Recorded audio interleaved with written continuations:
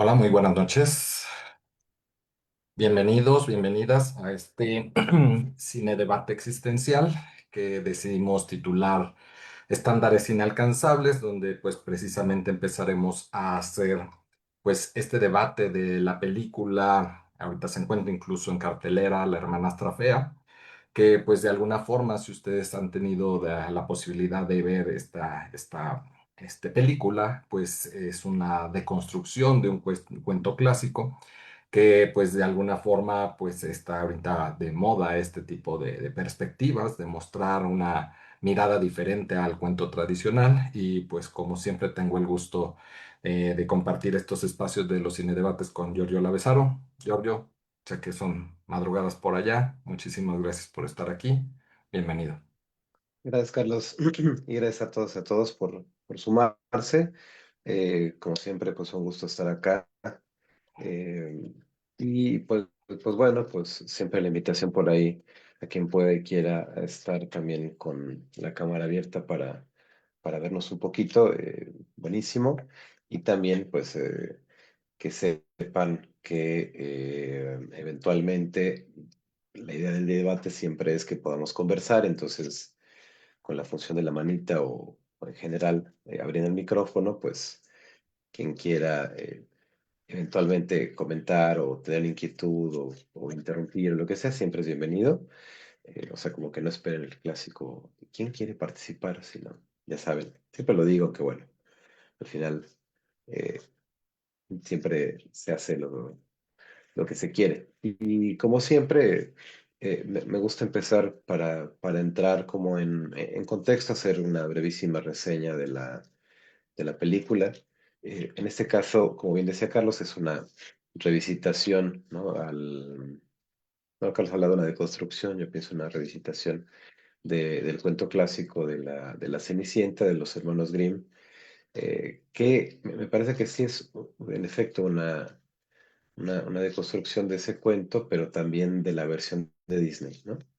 Eh, por ahí voy a hacer algunos apuntes sobre algunas diferencias entre una versión y otra, pero básicamente lo que nos cuenta es la historia que ya conocemos de la Cenicienta, pero cambia el foco para contarlo desde la perspectiva de una de las hermanastras, ¿no? Y entonces en la película que vamos a ver es que es la cosa clásica, bien, digo, tiene sus diferencias, ¿no? Eh, la que será la madrastra se casa con el papá de Cenicienta, en este caso Agnes, llega con sus dos hijas, Elvira y Alma. Elvira es nuestra protagonista, eh, de 18, Alma me parece que es como por ahí de los 12 o 13 años. Eh, Al inicio se menciona que no tenía todavía su primera menstruación. eh, y bueno, por lo tanto, en el universo de la película, no es candidata eh, para ir al baile con el príncipe, bueno, porque busca vírgenes, pero también claramente mujeres en edad reproductiva, ¿no? Y bueno, vemos desde el inicio a una Elvira enamorada del príncipe, fantaseando con casarse, leyendo su poesía y demás, y que tiene ciertos detalles, facciones de la cara particularmente, eh, y de complexión del cuerpo que no son para un cierto estándar, y que es de lo que vamos un poco a empezar a hablar, eh, digamos como el top de la belleza, ¿no? Eh, y son detalles particulares como el hecho que tiene brackets, el hecho de que tiene una ligera curva, ¿no? Una ligera eh, protuberancia, digamos, en la nariz, ¿no? Una ligerísima nariz aguileña, y que no es esperitifláutica, ¿no? O sea, vemos una muchachita, por lo demás, esbelta, eh, normal, con unas mejillas sanas, pues es una muchachilla completamente, incluso en alguna toma la vemos sin ropa, ¿no? Podríamos considerar a todos los efectos que es una muchacha delgada, y sin embargo hay escenas que son muy interesantes, y son como de close-up justo en esa escena donde sin ropa, donde se enfoca justo en el área del vientre, donde se hacen así unos pequeños pliegues, ¿no? En, en la panza, ¿no? Y entonces ella, en función de un cierto estándar, decía, es considerada gorda y además fea, ¿no? Por la nariz y los brackets. Entonces se anuncia el famoso baile, bueno, como en la versión de Disney, el papá de la Cenicienta muere después de que se casan. La Cenicienta es, primero no, sino hasta posteriormente en la película, va a ser relegada a las tareas domésticas, y va a adquirir el mote de Cenicienta por estar siempre en el establo y en lugares donde hay ceniza, ¿no? Eh, pero en la versión de esa película va a pasar porque ella está enamorada de un muchacho que es un mozo de la cuadra que cuida los caballos y le va a entregar su virginidad a él, ¿no? Eh, y se va a enterar la madrastra, esto ya después de que el papá muere, que muere muy al inicio de la película, y es ahí donde ella va a ser relegada a las funciones domésticas como una especie de sirvienta muy maltratada, ¿no? Y deja de tener cualquier voz activa en la familia y las hermanastras le pueden mandar, aunque ahí la otra hermanastra queda muy desdibujada, queda muy al margen, justo como una cierta invisibilidad porque, de nuevo, no es una virginidad reproductiva. Eh, Se organiza el mentado baile. Y en ese momento Elvira, que tiene el sueño de casarse con el príncipe, empieza a pensar en que se va a casar con el príncipe y tal, sobre todo porque después de que muere el papá se dan cuenta que no tenía dinero y ellas se casan por interés, entonces ahora tienen ahí como esta preocupación de qué van a hacer, ¿no? De situación económica, la mamá se siente vieja como para que alguna persona rica, lo dice en algún momento, se fije en ella. Entonces la hija dice, yo lo voy a hacer. Y la mamá, que es la nuestra cenicienta, pero en el caso de nuestro protagonista es la madre, eh, en primer lugar la lleva como con lo que sería contemporáneamente un cirujano plástico, y la lleva a remover los brackets, y además de remover los brackets la lleva a hacer una operación sin anestesia, ¿no? Que al final uno lo ve en toda su crudeza, ¿no? La operación de la nariz siempre implica fracturar la nariz, ¿no? Y entonces lo que hacen sin una adecuada anestesia, ni mucho menos, es fracturar físicamente la nariz con un cincel y un martillo, ¿no? Y luego le acomodan un aparatito aquí para la recuperación y para que solde y demás, ¿no? Entonces, literalmente le rompe la nariz, ella entra a una academia de buenos modales, eh, en la que guía la maestra, donde va a haber un baile para presentar al príncipe y demás. Eh, y vamos a ver a lo largo de toda la película cómo va a ser rechazada por su apariencia una y otra vez, una y otra vez, una y otra vez. Ella cada vez renuncia más a su idea, a su ideal, se siente peor, pero por ahí la directora de la academia ve alguna cosa de ella, o sea, de la directora en Elvira, porque se está transformando físicamente, ¿no? Y le dice, tú sabes que lo que cuenta es lo de adentro, es muy interesante, y su retórica, porque es muy escabrosa, lo encuentro adentro y por eso estás transformando lo de afuera para que esté acorde a lo de adentro. O sea, lo que le recalca es horrible, pero como sabes que eres bella por dentro, te estás transformando, ¿no? Y le regala algo que parece un gesto muy bonito hasta que uno se entera que lo que regala es un huevo solitario, ¿no? Entonces se lo regala justo porque está teniendo como un asunto con el asunto de la dieta. Es tremenda, le dan una sopa de lima, ¿no? Ahí donde todos están comiendo carne y cosas, ella tiene que comer una sopa de lima. Se lo pasa muy mal por este motivo y entonces con el huevo solitario, pues esta fantasía que se tenía cuando estuvieron de moda los huevos solitaria en la época de poder comer todo lo que quisiera y aún así bajar de peso, ¿no? A costa de tener hambre todo el tiempo, pues porque no estaban comiendo realmente nada, ¿no? Y empieza un proceso ahí de transformación que va a ser más bien de decadencia, pero que va a ser todo el tiempo como, o sea, todo el tiempo está como al borde de la crisis o del quiebre, pero siempre como subsanado por la idea o por la fantasía de que se va a casar con el príncipe, ¿no? Luego se ponen pestañas postizas de un modo muy gráfico y brutal, porque parece que en la época no existía el pegamento, ¿no? Es la fantasía que nos plantea la directora, ¿no? Van a ser cosidas en los párpados, ¿no? Entonces somete a un montón de intervenciones que podríamos hablar justo como una analogía de las intervenciones quirúrgicas, ¿no? A las que somete la más de las veces el cuerpo femenino para tratar de alcanzar ese ideal, ¿no? A costa o en detrimento, si es una transformación que es un deterioro, ¿no? Y entonces en algún punto tiene el cuerpo soñado, ¿no? O sea, ya es más delgada, ya era delgada, pero es más delgada, ya tiene menos mejillas, digamos, la nariz sin esta jorobita, con pestañas largas, y aunque empieza a perder el cabello, pues por la anemia, ¿no? Se empieza a quedar a jirones, empieza a tener huecos en la cabeza, le pone una peluca, ¿no? Para que esté lista para el baile.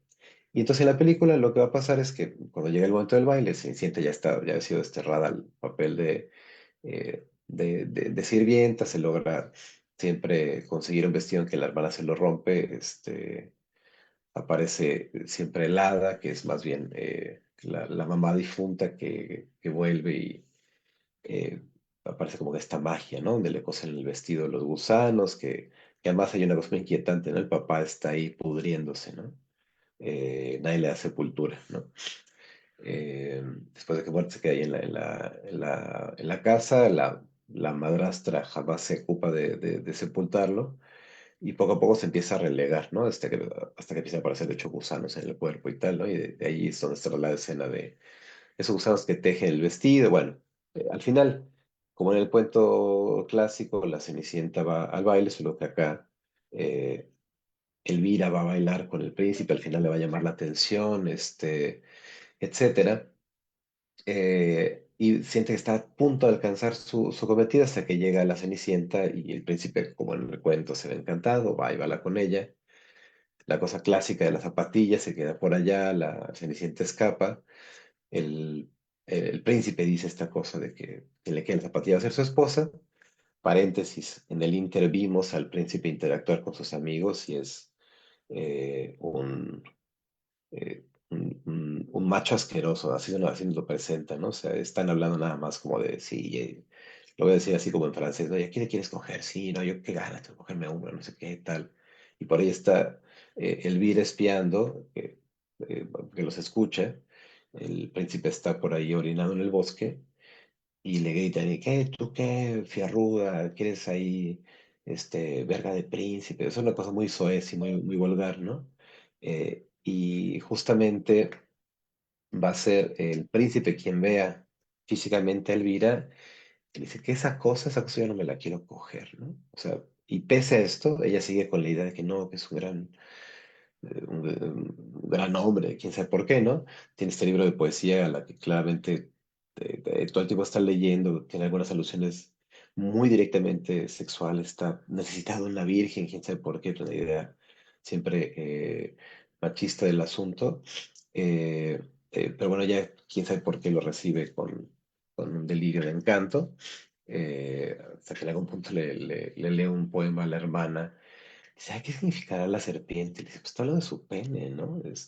O sea, como que la hermana que está desencantada de todo ese rollo le dice un poco como se le dijera, pues es un puerco, ¿no? No está pensando en sexo. Y la otra, no, eres una niña, tú no sabes nada, ¿no? Bueno, puntos que volviendo al baile, eh, él se queda clavado con Cenicienta, ella termina al borde de la crisis, termina vomitando, termina estando muy mal.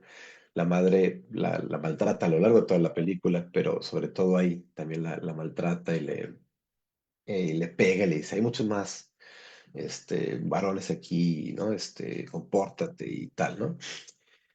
A la mamá lo que le importa es que se case y punto, ¿no? Y bueno, y el desenlace es mucho más apegado a cierto elemento del cuento clásico de los hermanos Grimm. Cuando se sabe de la zapatilla, Elvira va directamente con Agnes, la trata de acorralar, forcejea, le quita la zapatilla, eh, eh, y, Y entonces, o sea, la que se queda, porque el príncipe queda con la izquierda, se queda con la derecha, y ella ya en el borde de la locura se la mide, ve que no le queda, y entonces saca un machete, ¿no? Y dice, pues habrá que hacer que me quede la zapatilla, ¿no? Y se rebana los dedos. Entra la mamá, además no se les puede rebanar por completo, se quedan como así pegaditos, ¿no? En la orilla. Y entra la mamá y la ve, la acude, parece como que va a entrar en razón. Ella le dice, es que no me queda la zapatilla, mamá, no sé qué. Ella le da alguna droga para dormir. Y entonces la mamá dice, te equivocaste de pie, ¿no? El príncipe trae el izquierdo, no el derecho. Y ¡fum! Termina la tarea, ¿no? Le rebana también los dedos del otro pie para que le quede la zapatilla. Y ya después a diferencia de la versión de Disney o del cuento, ahora lo que pasa en el cuento es que justo las hermanastras ambas se cortan una parte del pie, ¿no? Una se corta el pulgar y la otra el talón, ¿no? Para que le entre la zapatilla. Y se están yendo por ahí con el príncipe hasta que los pajaritos chismosos, que son los que en el cuento le dan los vestidos y las cosas a Cenicienta, le dicen que esa no es su amada, que le ve el pie que le está sangrando. eh, entonces las deja, ¿no? Acá en la película no se la lleva, ¿no? O sea, ella despierta, escucha que viene el príncipe y se arrastra de la cama para tratar de salir, se lastima, se va por las escaleras, tiene un estado deplorable, solo para escuchar que Cenicienta se va con el príncipe, y al final la encuentra la hermana, que al final la acude en varios momentos y escapan juntas, ¿no? Y hay una escena al final de la película, de la que si nos da tiempo hablaremos, donde se ve el cadáver del papá, ya en los huesos, ¿no? En telarañado y demás, ¿no? Pues bueno, todo esto es más o menos como la película, un poco ahí ya haciendo como algunos espejos con la versión original del cuento. Y dice que es una mezcla un poco entre la versión o una revisitación de la versión del cuento original con la versión de Disney, porque en el cuento original las hermanastras son bonitas. eh, Son bellas, igual, no sé si igual que la Cenicienta, pero igual son mujeres bellas. En el cuento de Disney son hermanastras feas, ¿no? Son personajes que están estéticamente con rasgos gruesos, una incluso, eh, y bueno, tiene un carácter así como caprichoso, desagradable y no sé qué, ¿no? Eh, y parece como si nada más fueran como consentidas por la mamá, ¿no? Es que la madre sea Cenicienta. Y acá lo que vemos es una madre de las hermanastras, que es una madre brutal, ¿no? Eh, y vemos a una hija que está como atrapada en el deseo de la mamá, que es como que ella consiga un, eh, o que se consiga un hombre rico que pueda mantenerlas, ¿no? Ese es como el deseo así más crudo, seguramente es otra cosa si lo analizamos más simbólicamente, pero así literalmente parece que ese es el deseo y la hija está obsesionada con eso y no vive para otra cosa, sino para satisfacer a la madre y en ello se le va el cuerpo, ¿no? Pero no solamente está el deseo de la mamá, sino como toda esta presión y todo eh, este discurso social que le refuerza todo el tiempo que ella no es suficientemente bella, ¿no? Que su cabello, que su rostro, que su nariz, que su cuerpo, que está gorda, ¿no? Decía, una muchachita perfectamente bonita como cualquier otra, con un cuerpo que, aunque muy, muy bien habría de cuestionar por qué solo consideramos bello un cuerpo esbelto, que me parece que es una de las partes de los discursos que están ahí, es una muchachita que se esbelta de por sí, aunque no es, decía, espiritifláutica, eh, pero que es considerada gorda, ¿no? Por sí misma y por el resto, o sea, por el ambiente en el que se desarrolla, ¿no? Que es más o menos parecido a lo que le pasa a las muchachitas que están en el ballet clásico, todavía con ciertas ideas de la escuela clásica, de muchachitas que son muy delgadas, pero que no tienen este cuerpo infantil, ¿no? Infantil así de delgadito, de prácticamente eh, también hasta sin curvas, ¿no? Que es así muy, muy finito, que recuerda mucho más a un cuerpo de sí infantil. eh, y que les exigen, ¿no? O sea, si tienen cualquier curva, sobre todo en el área del abdomen o en las mejillas, que se sometan a lo que se tengan que someter para alcanzar ese ideal eh, del cuerpo, que es un ideal como su nombre definiría, ¿no? Es un ideal inalcanzable, ¿no? Es casi la idea de ideal inalcanzable sería como un pleonasmo, ¿no? Un ideal, por definición, es inalcanzable.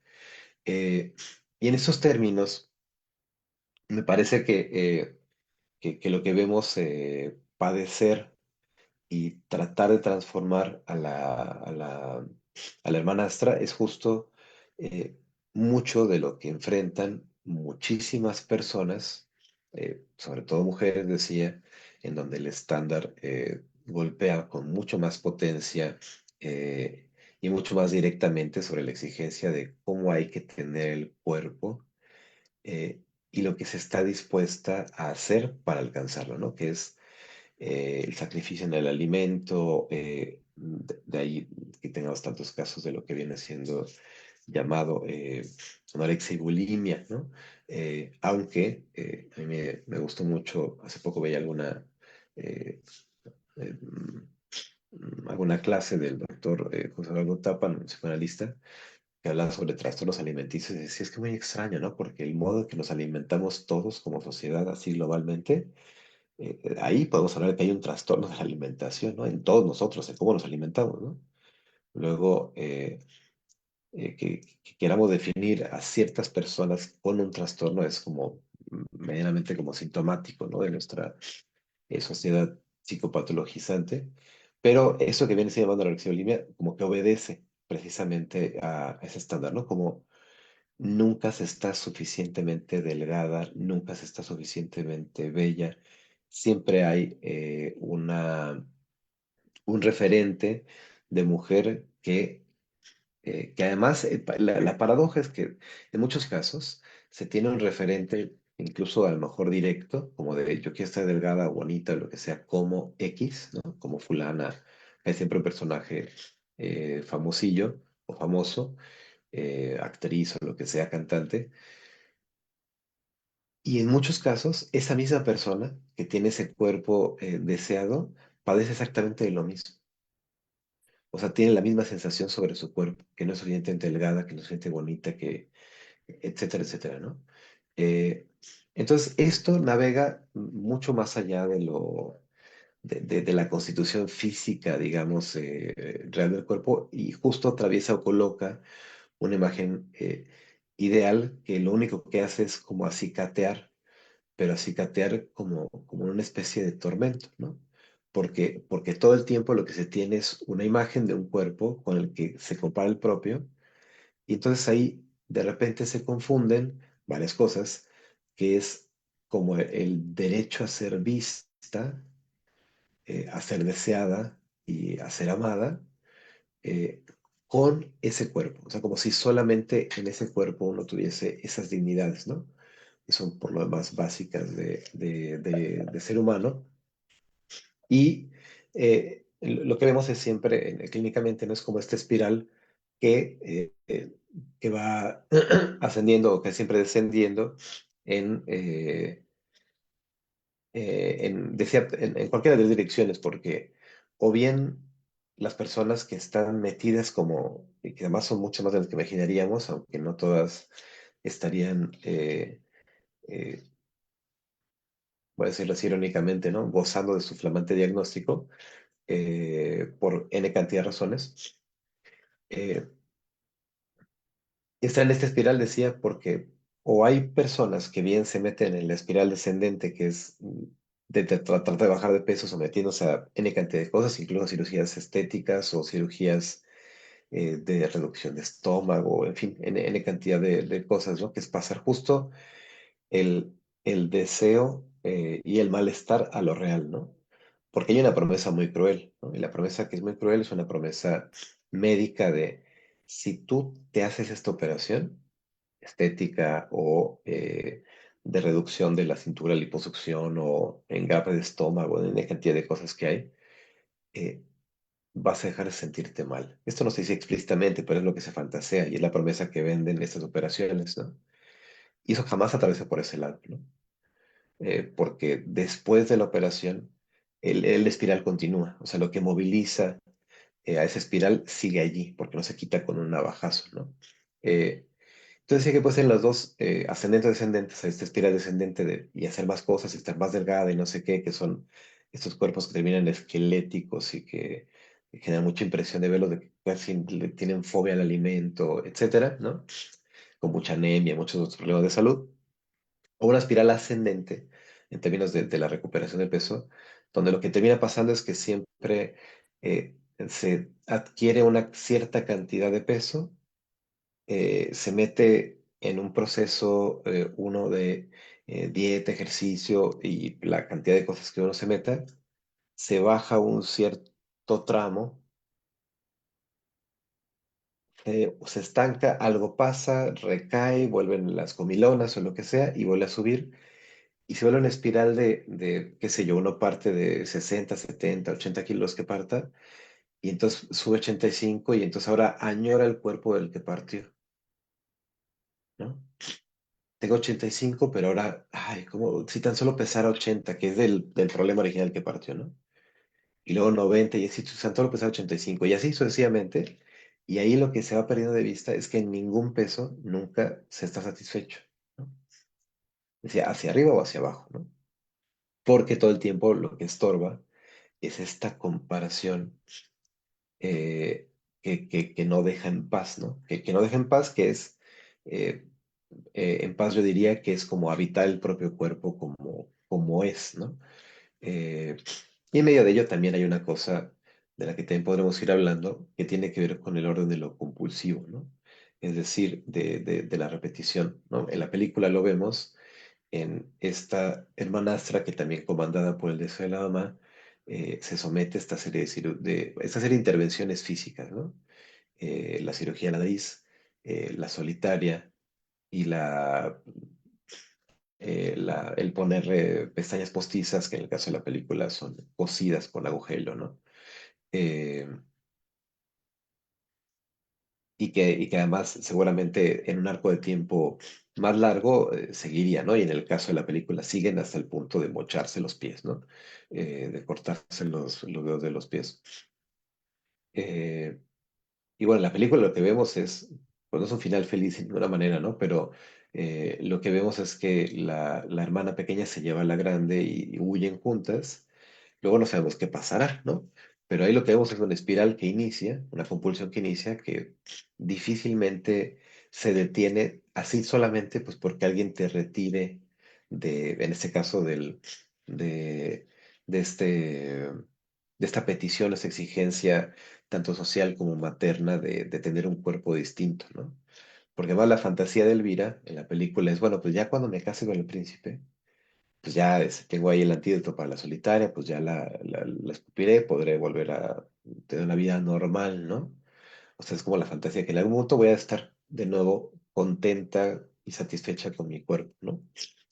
O no sé si volver a estar, porque más bien el punto es que nunca se estuvo en primer lugar, ¿no? Pero esa es la fantasía, que en algún momento se va a dejar eh, la dieta alimenta hasta que de repente se pierde uno como en esas transiciones y se empieza a volver prácticamente decía fóbico, ¿no? Ante el alimento, ante la propia imagen y cada vez mientras más tiempo pasa uno instalado en estos movimientos, decía compulsivos, es probablemente más complejo, no imposible nunca, pero más complejo como desandar, ¿no? Como el asunto.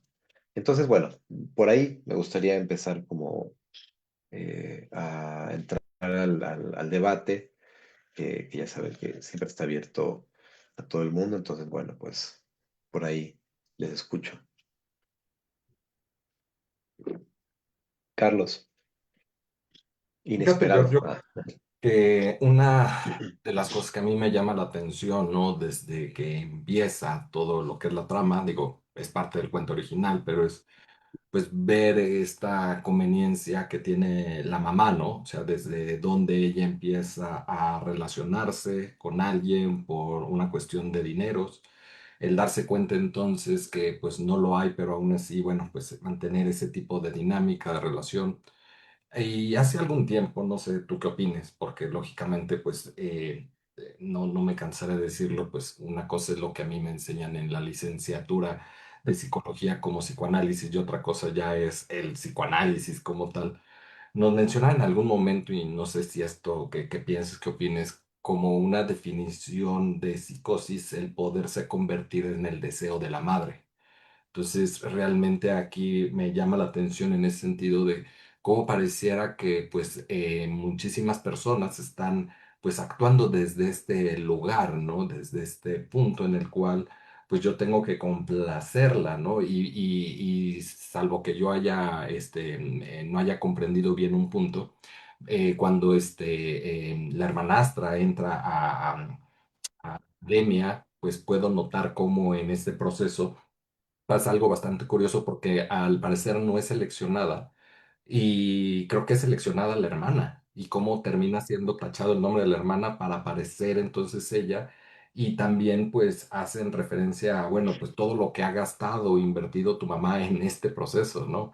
Entonces de alguna forma es como estar siempre dándome cuenta que no estoy aquí por los méritos que yo tengo por más de que yo esté dándole gusto o haciéndolo, sino cómo es que yo siempre necesito más, ¿no? O siempre necesita estarme, pues, brindando, resolviendo, pues, aportando, ¿sí? Y hasta dónde precisamente es esta dificultad, ¿no? De empezar a hacer esta diferenciación entre lo que es precisamente, pues, mi deseo o seguir en función a todo esto que de alguna forma, pues, desde chico me tragué y me introyecté, ¿no?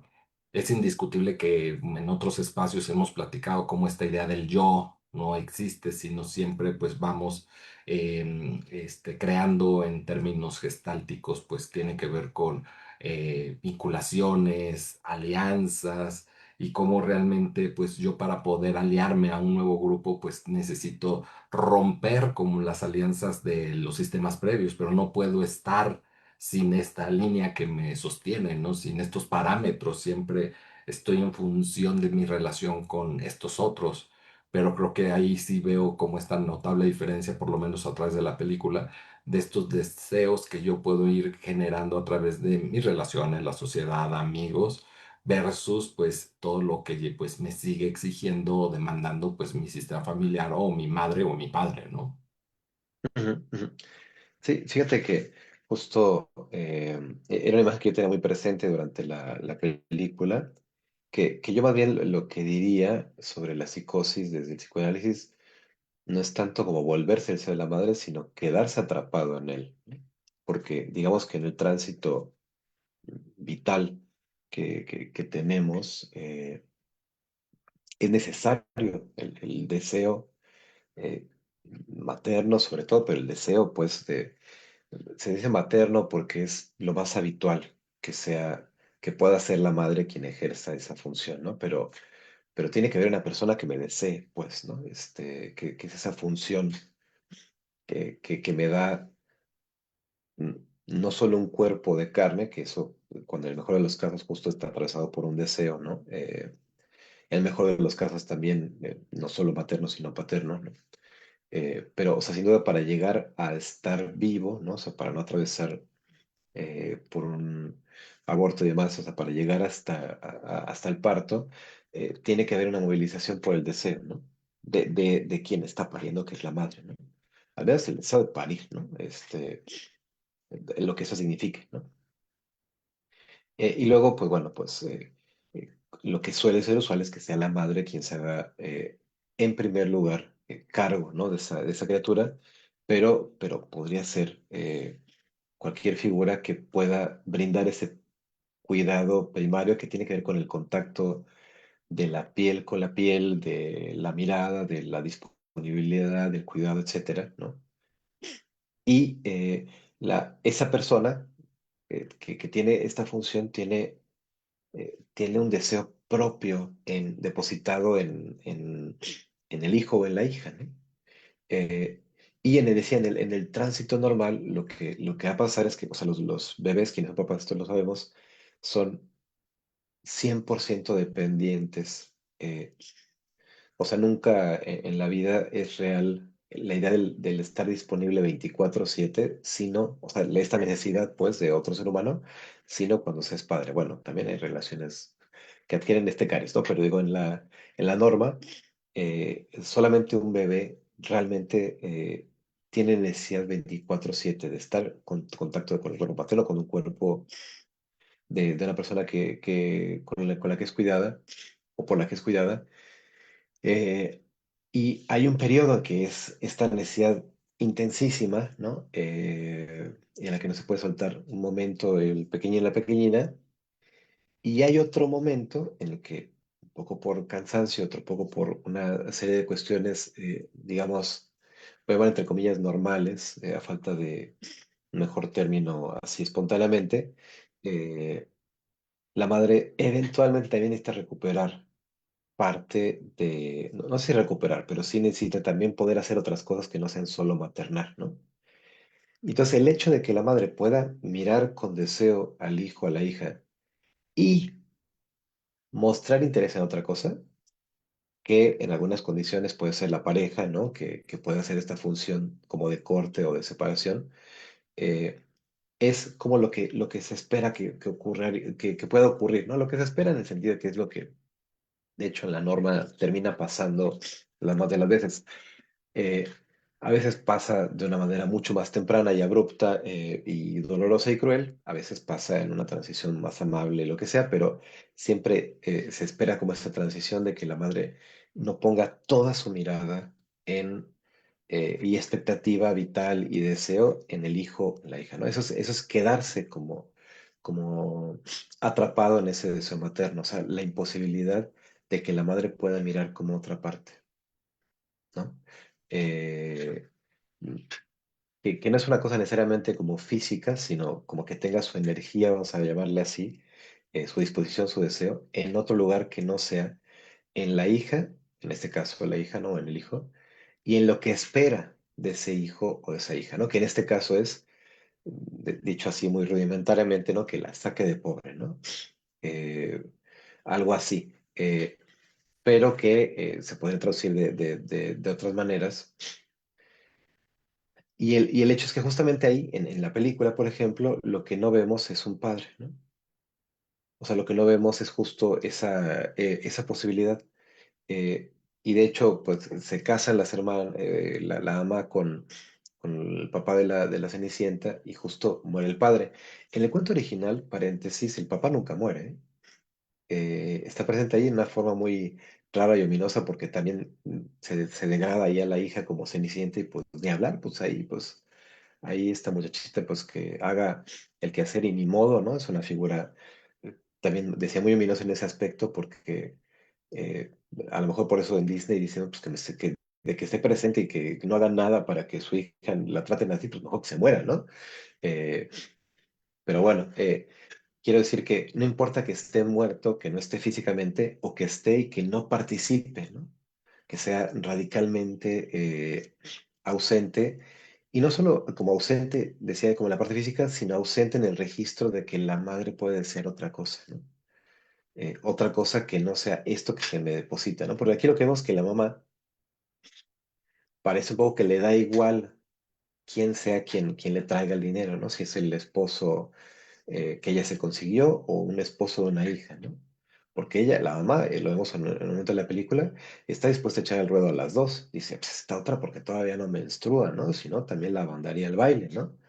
Eh, ella se salva de alguna manera justo porque no reúne ciertas características en ese momento, pero vemos desde el inicio que la hermana, la más grande, está todo el tiempo con la fantasía de casarse con el príncipe, ¿no? Que es justo el deseo desplazado de la madre de casarse con un hombre rico, ¿no? Entonces, cuando la madre se ve imposibilitada, ella asume esto que es el deseo materno, ¿no? Y no tiene posibilidad de salir de él, ¿no? Entonces, eso sería como, como el asunto, o sea, que no hay un corte, ¿no? Digamos que la función del padre en el sentido de psicoanálisis tiene que ver y solamente es posibilitada porque la madre puede interesarse por otra cosa. Porque puede haber un padre ahí, pero si el padre, como le cuento a la Cenicienta, no es volteada a ver por la madre, no puede hacer la función de corte. La función de corte es de decirle, muchachito, muchachita, bebé, niño, niña, no te quedes instalado ahí, ¿no? O sea, no podrás cumplir, no se dice así explícitamente, ¿no? Pero es como decir, no podrás cumplir nunca el deseo de tu madre porque, en primer lugar, no es suyo, ¿no?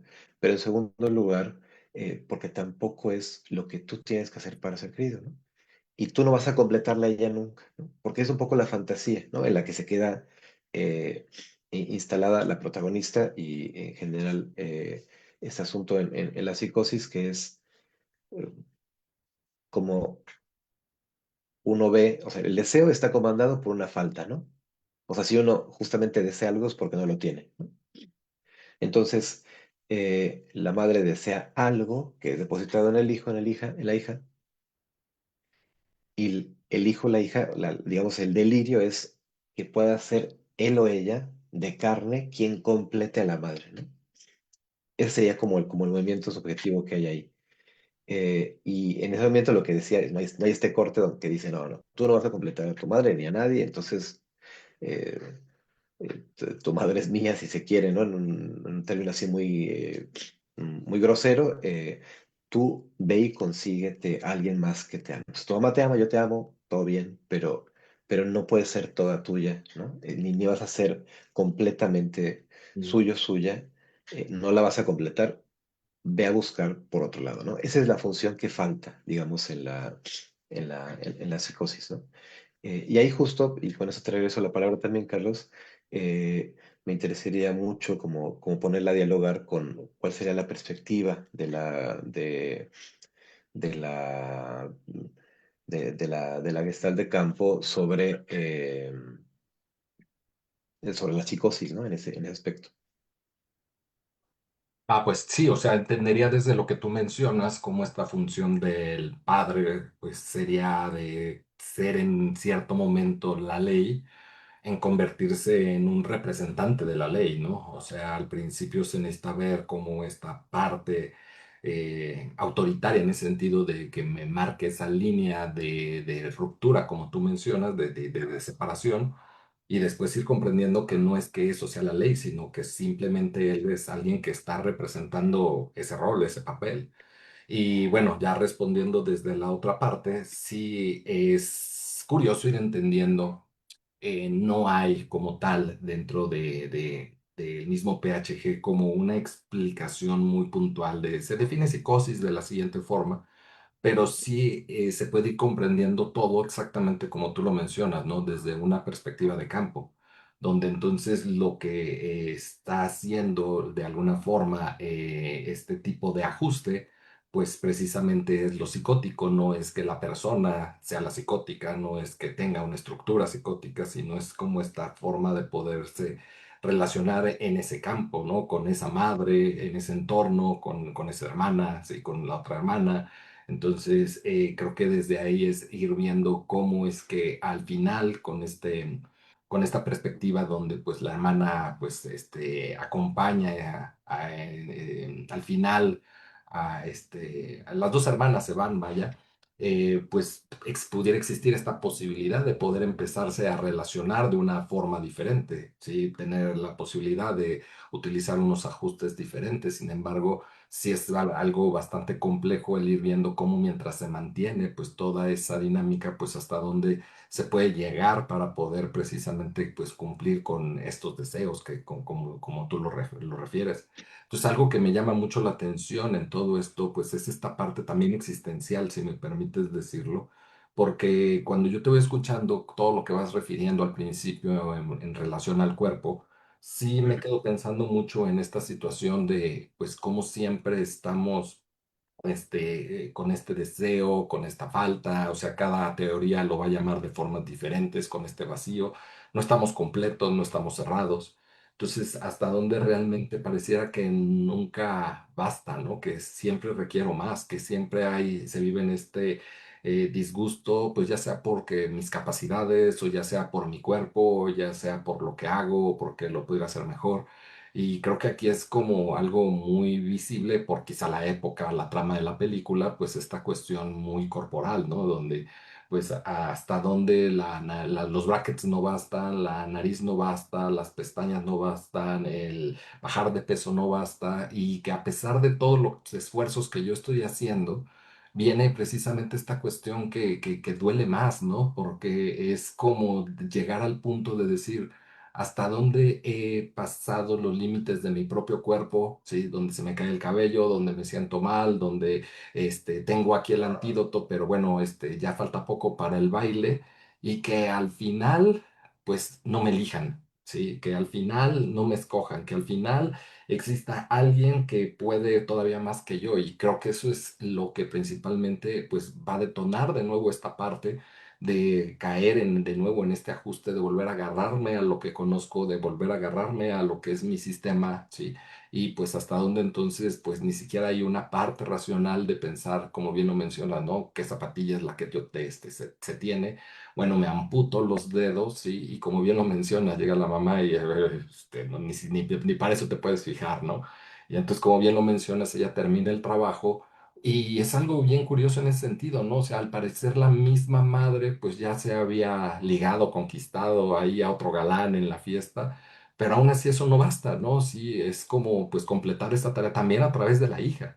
Entonces, como también pues ella tiene esta intención hasta de irse arrastrando para poder llegar ahí, nada más para ver por enésima vez, ¿no? La situación de no fue suficiente, de no bastó lo que hice, y pues terminar rindiéndose ante esa situación. Entonces, hasta dónde uno puede estar siempre llegando ante esa sensación de hueco, de vacío, de incompletud, de falta, de como se le quiera llamar. Y creo que eso es hasta donde, pues, lo que hace que muchas personas vuelvan a agarrarse de los ajustes conocidos, ¿no? De irse a lo seguro, ¿sí? En donde, pues, desde el mismo PHG se menciona, ¿no? Lo seguro es agarrarse a lo que ya no se siente, o sea, como en algún momento esto que yo hice me sirvió, me funcionó, y pues ahora lo sigo repitiendo. Puede ser que me funcione o puede ser que no me funcione, pero independientemente de que me funcione o no, pues realmente lo sigo haciendo, ¿no? Y si me funciona, puede ser que entonces en esa situación, aunque me funcione y puedo satisfacer mi necesidad, pero esa necesidad ya no se siente en el cuerpo, ya no siento ese gusto, ese placer, ese gozo. Y aunado a esto, me gustaría nada más completar pues la mirada de los Müller, si me permites ahí hacer la acotación de estos autores, porque ellos tienen una tríada de libros, ¿sí? El primer texto que sacaron, incluso pues fue el primero que llegó aquí a México, fue precisamente el de Fenomenología y Gestalt. Lo que muy pocas personas saben es que estos textos son una trilogía, porque nos hablan, principalmente este libro, de lo que es un trabajo de función yo. Entonces, después sacaron otros dos textos, uno de totalitarismos, biopoder y la clínica del sufrimiento, donde se habla de un trabajo de función personalidad. ¿Quién digo que yo soy? Pero lo que yo digo que soy, pues no es lo que yo soy. Y después también sacaron de forma simultánea este segundo libro, lo que es el texto de Psicosis y Creación.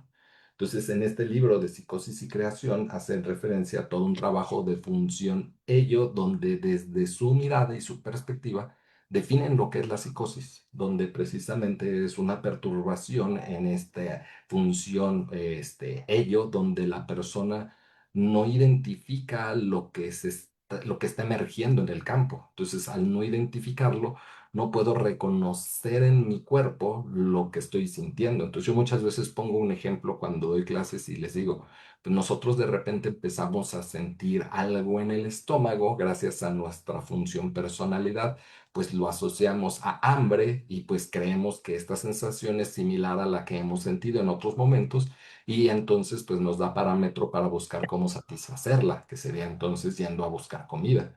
Pero ¿qué pasa cuando la persona esto que está sintiendo no es capaz de reconocerlo, no es capaz de nombrarlo, ¿no? Entonces, ¿qué tal si son unas lombrices en mi estómago que me están comiendo por dentro, y hasta dónde la persona podría agarrar un cuchillo, abrirse el vientre y pretender sacárselas? O sea, hasta dónde dentro de su lógica dentro de su parámetro, pues está haciendo a una asociación clara entre lo que según yo estoy sintiendo y lo que estoy ejecutando. Sin embargo, pues realmente no está dándole una forma a lo que está pues en esos instantes pues viviendo. Por eso mucho de lo que es el trabajo de los Müller, cuando hablan de esta de trabajo función, ello, cuando se llega ya a hablar de una perspectiva psicótica, pues recae mucho en lo que es la psicoeducación desde su paradigma, en el hecho de que la persona pues se le pueda ir diciendo, explicando, es que esto que sientes es hambre, no es que sean lombrices en tu cuerpo. Por supuesto, esta postura pues puede ser completamente criticada en el sentido de cómo es que pues en lugar de hacerlo de esta forma, digo, ellos lo plantean como su propuesta válida, pero pues también se puede hacer todo un trabajo completamente fenomenológico, ¿no? En lugar de pretender que ellos se ajusten a una norma y entonces actúen como pues la sociedad lo indica, pues sería ir viendo pues cómo es que entonces pues la persona está viviendo esto y pues cómo lo lleva a pretender abrirse el vientre y sacarse de las lombrices, ¿no? O en este caso de la película, pues cortarse los dedos para que entonces pues te quede la zapatilla, pero bueno, o sea, hasta ahí donde ahí queda el punto de pues ya quiero ver cómo tendrías un matrimonio con la persona que quieres, pues con todas estas daños, ¿no? Y modificaciones corporales. Entonces, creo que ahí es en donde se puede ir viendo cómo la persona no está pues viendo, concibiendo claramente lo que es sus necesidades, sin quitar el dedo del renglón que la necesidad no es algo que surge en el cuerpo, surge en el campo, se siente en el cuerpo. Mm. Gracias, Carlos. Y fíjate, retomando un poco lo que estás diciendo, pensaba en varias cosas. Una, siempre desde la mirada de los Müller o la mirada tuya, ¿no? Ahora, plantea la pregunta luego en otro momento más adelante, si quieres me contestas o me contestas como de inmediato, como tú quieras. Eh, me preguntaba sobre esto que decías, de que no es que se piense que haya una estructura psicótica, ¿no? Pero se habla de un trabajo con la función ello, o se habla de psicosis, eh, y en toda la teoría que hay por ahí regada sobre psicosis y trabajo clínico, al menos que del que yo tenga noticia, eh, no se plantea la posibilidad de que alguien pueda salir radicalmente de la psicosis, ¿no? Se pueden hacer muchas cosas, ¿no? Pero no digamos eh, hacer este cambio a lo que entendemos como neurosis u otras cosas, ¿no? Eh, entonces, bueno, esto lo pregunto, ¿no? Sobre esto porque hablabas como esta cuestión de campo, ¿no? Que es una perspectiva que no tiene mucho del psicoanálisis. Pienso que hay psicoanálisis que está pensando también en la teoría de campo, pero eso es más contemporáneo. Digo, pienso porque no lo conozco de primera mano, pero sé que por ahí hay cosas como más en relación con la fenomenología y demás, me lo imagino. Pero si se fijan, o sea, no está probablemente la teoría de campo, pero la psicosis, así como la planteaba del psicoanálisis, no es sin la madre. O sea, no puede ser como así solita, ¿no? O sea, no es como una cosa que se instala, digamos, desde un cuerpo abstracto, eh, encerrado, ¿no? Sin contacto con, ¿no? Tiene que ser con la madre, en esa diada, ¿no? O sea, volviendo Y, y a los si, términos, tenía en ese campo, ¿no? y si me permites hacer el comentario muy rápido, hasta si quisiéramos verlo así, Giorgio, jugando un poquito a que fuera algo del organismo, de algo interno, pues es entender cómo esto se dio también en una relación biológica, genética entre padre y madre. O sea, Claro, también es, al fin de cuentas, esa cuestión biológica genética resultado de la relación entre mamá y papá. No es como algo propio de nuevo del organismo, ¿no? claro. Sí, sí, sin duda, ¿no? Pero es justo como, ese es el tipo de cosas que se van desdibujando en tanto que se vive en un cuerpo como individual y además se asume por el discurso que tenemos también contemporáneo que, que esa individualidad es como algo a salvaguardar, ¿no? Y eso es bastante, históricamente tiene demasiado peso sobre nosotros, no nos damos cuenta ni cuánto puede tener, ¿no? Eh, pero decía, en esos términos, pues ahí donde se ve que está, o sea, es imposible, pues, ¿no? Que se autogenere, ¿no? Ahí es siempre en relación con alguien, ¿no? Que se puede generar esto. Ahora, el asunto del campo de la psicosis en ese sentido, usando esos términos, es que no importa la distancia física. O sea, al final de la película, la hermana se lleva o sea, la más pequeña se va a la más grande y dice, vámonos, ¿no? Vámonos. El tema es que esta hermana más chica, siempre es esta mirada más analítica, no es mirada por la mamá, ¿no? O sea, no tiene, o sea, incluso ya cuando le llega la menarca, la mamá está instalada en su propio delirio de a ver a quién se consigue, o que la hija está como poniendo como toda la carne al asador en la hija mayor, ¿no? Eh, como aparece completamente fuera de esa diada, ¿no? O sea, no tiene ningún registro en el deseo materno, y ella se lleva, digamos, como un poco como a la fuerza a la hermana en un estado de convalecencia, con los pies sangrando, lastimada, etcétera, eh, pero no se puede hacer ese movimiento por ella, ¿no? O sea, ese movimiento subjetivo que yo me pregunto, no tengo una respuesta, ¿no? Sobre si es posible salir de ese campo voraz de ese deseo materno. Ciertamente no es por un externo que venga a imponer, ¿no? Pues yo te llevo y te fuerzo a salir de ahí, ¿no? Que es un poco el gesto que hace la, la hermana, ¿no? Sino que tendría que haber un movimiento que quién sabe dónde podría venir, ¿no? Que sería un movimiento subjetivo. Entonces, bueno, eso es como por ahí la pregunta un poco que queda ahí arrojada. Y hago un par de comentarios para dar también la palabra, ¿no? Y que tienen que ver con, eh, primero con el asunto del trabajo con psicosis. Yo no tengo casi experiencia trabajando con psicosis. A mí, de hecho, me estorba mucho pensar la clínica con, como desde una mirada psicopatológica. Yo nunca estoy pensando en mis pacientes sobre si tienen un discurso border o un discurso X o discurso perverso, un discurso neurótico. A mí me estorba, ¿no? Pero si lo veo desde afuera, lejos del encuentro con otros, sí puedo reconocer que he trabajado con personas cuya función juicio, es decir, el juicio que compartimos todos, que nos hace pensar que estamos aquí conectados en una reunión donde hay otras personas detrás de o las fotos o los nombres o las imágenes que se mueven, que son los videos de cada quien, ¿no? Esa es la convención que compartimos y ya, bueno, ahí cada quien puede interpretar lo que quiera, pero ese juicio común falla, ¿no? Falla en el sentido de esa norma general, ¿no? Y puede ser interpretado, retomando el ejemplo que decía Carlos, ¿no?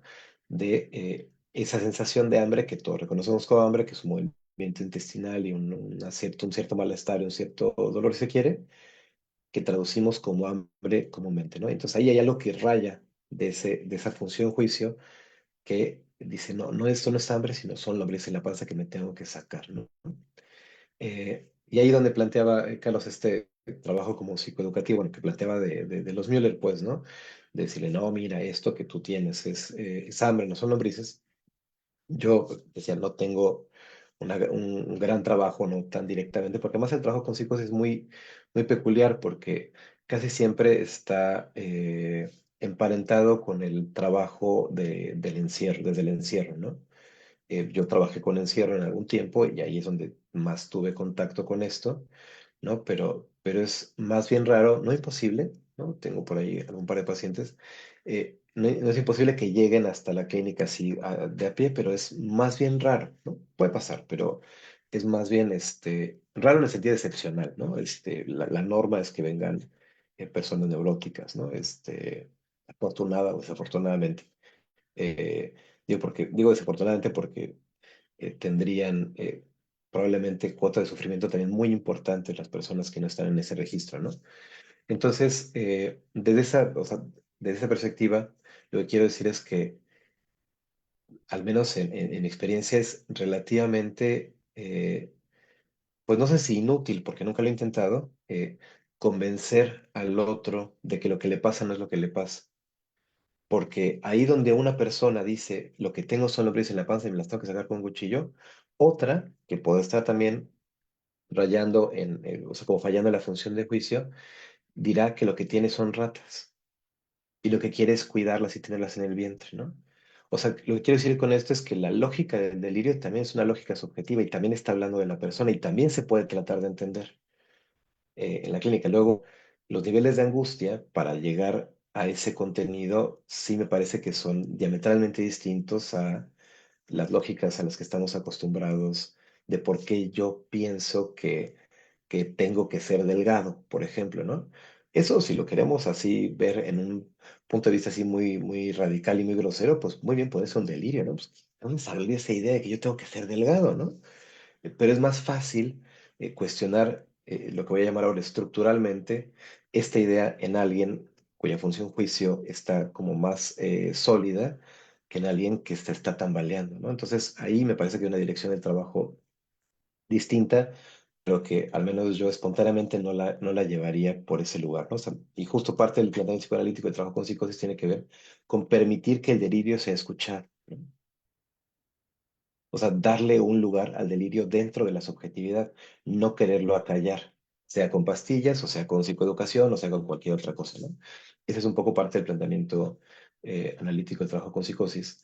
eh, y que me parece además que le devuelve una dignidad a un discurso que generalmente ni es escuchado, ni es considerado de ser digno de ser escuchado siquiera, ¿no? Entonces, esto lo planteo también porque eh, aunque si no el trabajo es muy distinto en términos ya como en la práctica, por todo lo que se despierta y demás, la aproximación como esencial, por usar una palabra ahora al paso, que no me gusta, no cambia demasiado, ¿no? Y en esos términos, cuando se piensa en términos de estructura, en psicoanálisis, no es que se piense que uno tenga una cosa dentro que lo comanda, sino que hay una historia que me sucede en los inicios de la vida, en el inicio del desarrollo, que va a dar ciertas posibilidades de relacionarse u otras, o no las va a dar, ¿no?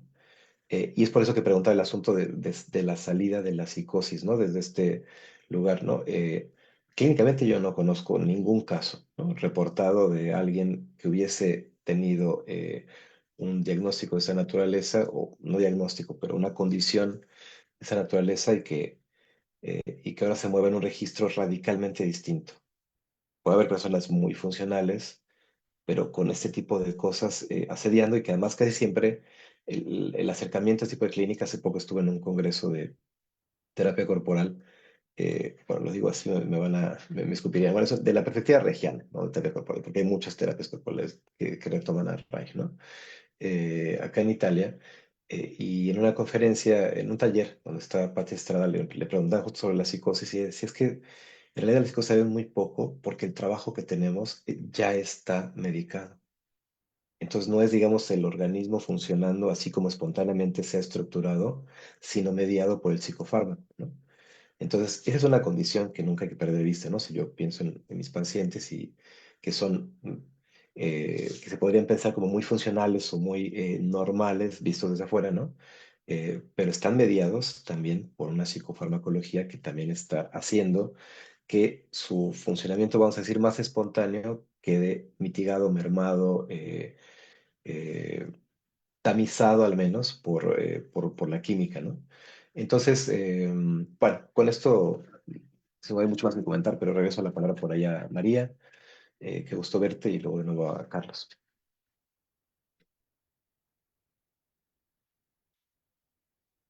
Ay, perdón, es que el micrófono luego se me va. Es que esta película fue para mí fue muy impresionante, sinceramente. Y también me hizo pensar mucho en lo que lo están planteando en esa época, pero es lo que se está viviendo actualmente, ¿no? Es lo que estamos viendo. Lo que acaba de pasar con esa niña de 14 años que la mamá la lleva a que la operen, ¿no? Que le operan 14 años, digo, ¿cómo? A quitarle grasa del vientre, pasárselo a la cadera, o sea, todavía está en desarrollo. Y es un poco, esto pasó después de que vi la película y yo lo relacioné. O sea, finalmente esta señora se estaba proyectando porque además ella se ve que está súper cirugiada y se lo estaba imponiendo a su hija. Sí, y eso para mí, la película en sí, eh, como te dijera, me despertó muchas sensaciones dolorosas, por decirlo así. Bueno, el primer golpe de la nariz, bueno, verdaderamente digo, ¿y cómo es posible? ¿No? Esa fue la primera. Luego después las pestañas. Bueno, tuve que cerrar los ojos para no acabar de verla, de plano. Y yo decía, bueno, es tanta la necesidad de complacer a su mamá, que es capaz de someterse a eso. Bueno, ya el acabó se fue lo de los pies. Y que llegara la mamá y le cortara, eh, fue preguntar, o sea, ¿qué pasaba ahí con ella? Estaba totalmente fuera, ella no existía, solo estaba existiendo en función de lo que su mamá quería, de lo que su mamá esperaba como un beneficio para ella, ni siquiera para la hija, para ella.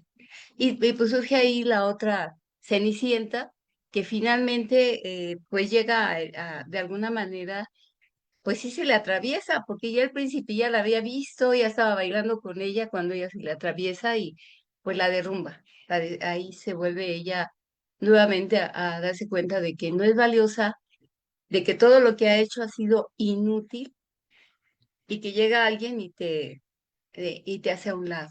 Para eso también fue muy, para mí fue muy de llamar la atención, porque no soy suficiente. El mensaje es, no soy suficiente a pesar de todo lo que he hecho. Y en el caso de la otra hermana, cuando pues ya por fin empieza con sus periodos, pues ya entra, entonces otra vez puede entrar y ella es delgada, la hermana es delgada. Y para mí ella funge como la función del observador. Ella está observando todo, tanto lo que hace la mamá como lo que hace su hermana, y para mí es para mí la única lógica, la única congruente, que ella le habló en varias ocasiones a decirle, deja de hacerle caso a ella, ¿tú qué quieres? ¿Para dónde vas? Y es la única que la convence de que se tome el antídoto, que también es una escena muy violenta, me parece, violenta de cómo ella se pudo destrozar por dentro, porque eso es de lo que habla, está destrozada por dentro y está saliendo toda esa mierda que le ha metido su mamá para sacarla. Entonces, para mí sí es esta película de verdad que la tuve que estar procesando. Dije, híjole, ¿cómo es posible? Qué bueno que es un cuento, pero lástima que no sea un cuento, porque lo estamos viendo en gente que está enferma o que se ha muerto por hacerse todo ese tipo de cosas, para tratar de complacer a otros. Ojalá que fuera porque ellas se quieren ver bellas. Lo vimos en la película primero que vimos de Demi Moore, ¿no? Es muy parecida en que ella misma sacrifica toda misma ella para complacer, para competir, para estar. ¿Y qué tanto? Todo el tiempo, principalmente las mujeres estamos sometidos a eso.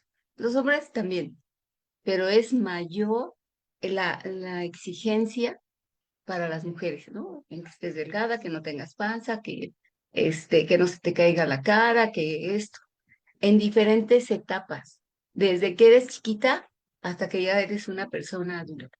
Esa exigencia sigue existiendo en nuestra modernidad, con nuestra IA y todo.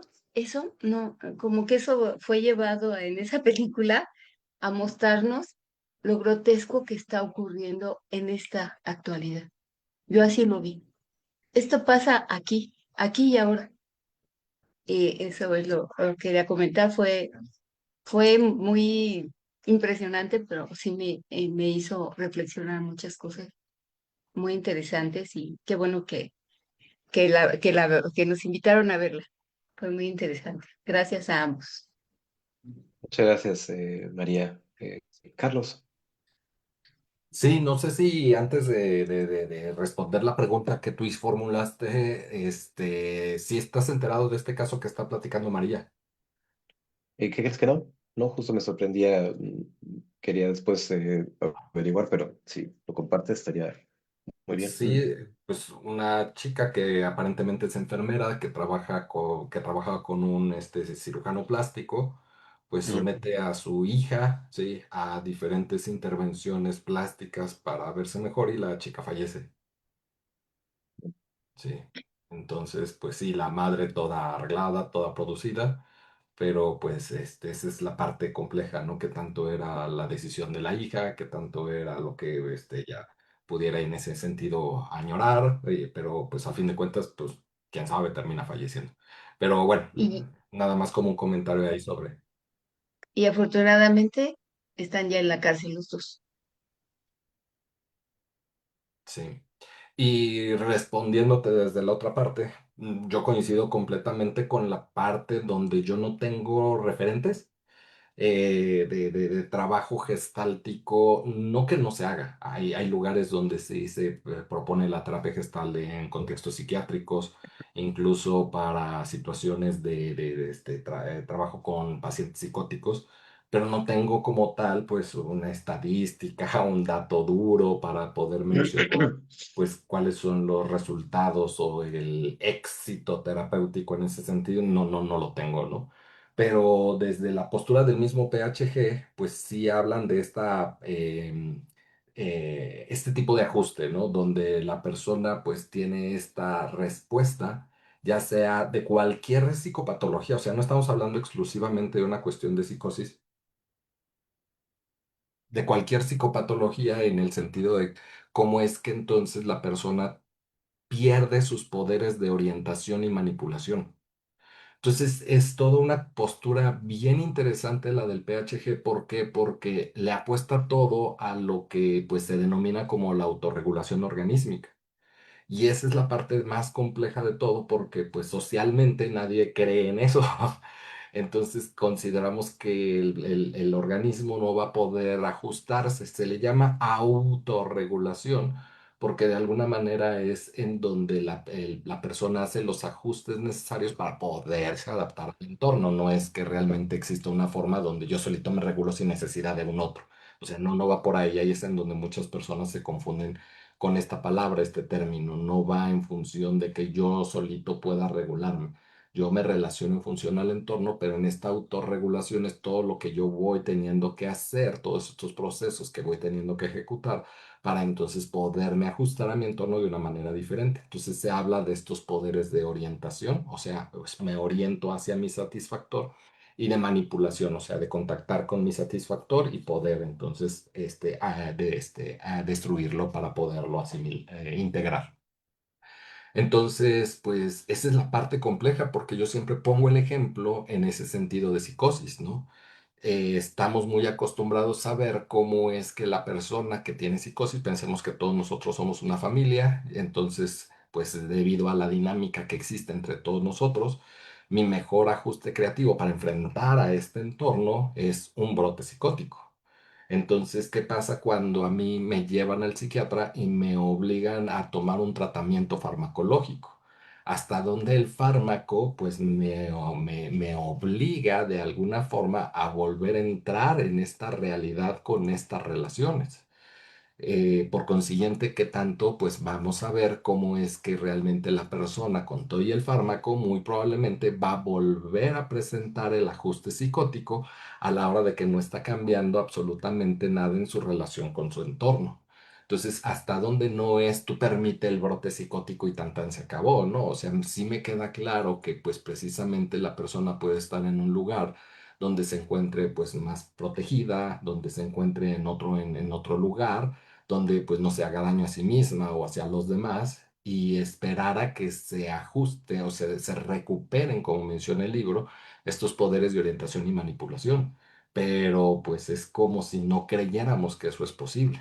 Entonces creo que sí sería interesante pues ver los casos donde esta terapia gestal de campo muy ortodoxa, por decirlo de alguna forma, se aplique y ver qué resultados existen con esta población, con esta comunidad, permitiendo realmente entonces el ajuste psicótico y qué tanto entonces la persona con este tiempo puede empezar a recuperar pues estos poderes, tanto de orientación y manipulación que requiere para poder relacionarse con su entorno de una manera diferente.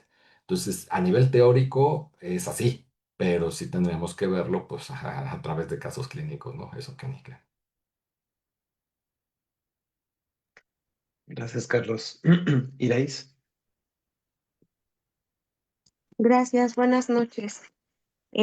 Bueno, Al ver la película, me parece que son cosas que no han cambiado en la actualidad. Si bien hablan de otra época y de un cuento, pues me pareció como reconocer muchas de las carnicerías a las que pues las personas somos sometidas, justamente como esta parte de pertenecer a una sociedad, a una familia, a una cuestión sociopolítica, económica y todos los etcéteras que puedan derivar, ¿no?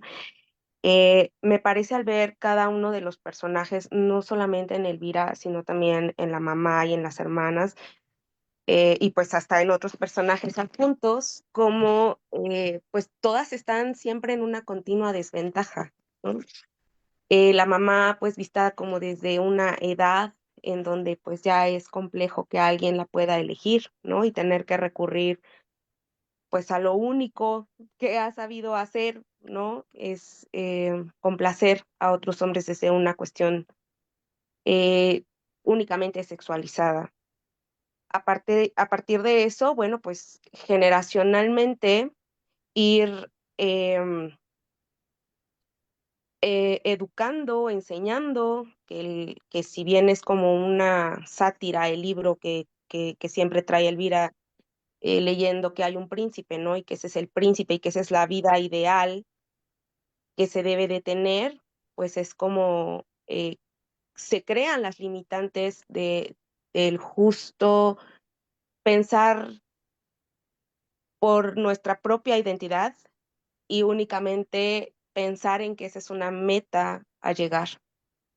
Sé que en todas las cuestiones de género que puedan exponerse, todas tienen sus desventajas, ¿no? Pero vista en esta historia y vista como desde una cuestión muy enfatizada hacia la cuestión en la mujer, pues bueno, creo que identifico en todas, ¿no? Aquella que pues no es importante, como lo mencionan de alguna forma, ¿no? Porque no es algo que vaya, no es un objeto que se ha visto para salvar a la familia, que es la otra hermana, Elvira, que pues es el único recurso, ¿no? Y además pues que se presta y que tiene muy instaurada ya esta figura y posición de alcanzar eh, las metas de la vida en una mujer, no solamente visto desde esa época, sino en en la misma actualidad, ¿no?